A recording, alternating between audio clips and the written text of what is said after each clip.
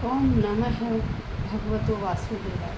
प्यारे भक्तों, हम श्रीमद् भगवद गीता के छठा अध्याय ध्यान योग का श्रवण कर रहे हैं। श्लोक संख्या 6 में हमने श्रवण किया था कि जिसने मन को जीत लिया है उस व्यक्ति के लिए मन सर्वश्रेष्ठ मित्र होता है, सबसे अच्छा मित्र होता है। और जिस व्यक्ति ने मन को नहीं जीता, जो मन को वश में नहीं कर पाया, उस व्यक्ति के लिए मन सबसे बड़ा शत्रु बना रहता है।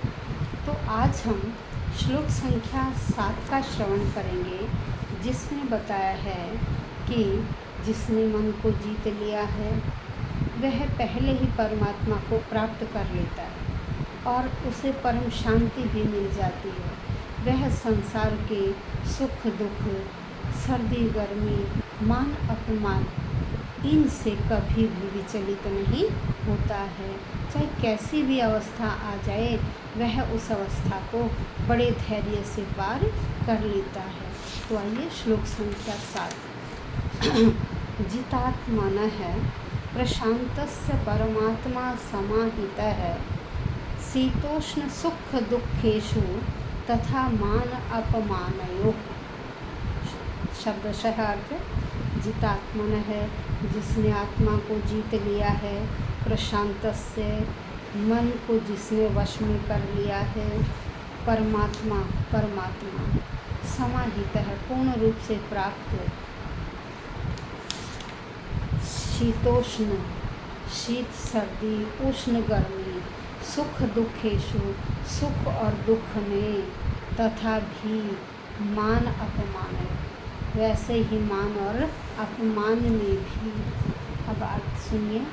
यहाँ श्री कृष्ण अर्जुन को कहते हैं, हे अर्जुन, जिसने मन को जीत लिया है उसने पहले ही परमात्मा को प्राप्त कर लिया है और उसने परम शांति भी प्राप्त कर ली है।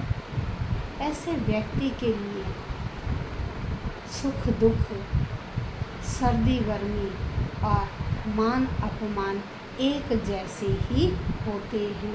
वह व्यक्ति कोई भी अवस्था आ जाए, वह किसी भी अवस्था में विचलित नहीं होता है, व्याकुल नहीं होता, दुखी नहीं होता है।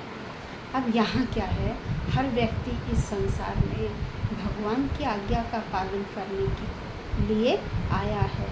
जो भगवान हम सबके हृदय में स्थित है। जब हमारा मन बाहर की ओर इस भौतिक संसार में लग जाता है तो हम संसार के सुख दुखों में उलझे रहते हैं।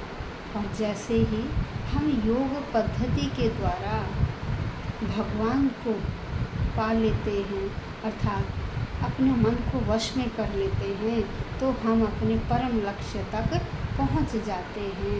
और वही क्या है, भगवत आज्ञा है। हर व्यक्ति भगवत आज्ञा का पालन करता है, उसे भगवत आज्ञा का पालन करना चाहिए। जब हमारा मन परा प्रकृति में लग जाता है तो हमारी जीवात्मा का भगवान के साथ मिलन हो जाता है और कोई भी विकल्प नहीं रहता है। हम केवल उसी की आज्ञा का पालन करते हैं।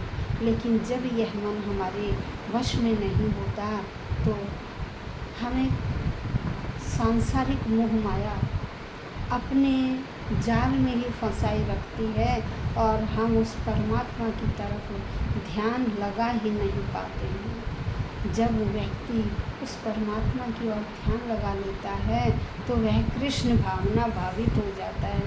ऐसी स्थिति में हमें संसार के सुख दुख, सर्दी गर्मी कोई भी चीज़ प्रभावित नहीं करती है और ऐसी अवस्था में हमारा भगवान से एकाकार हो जाता है।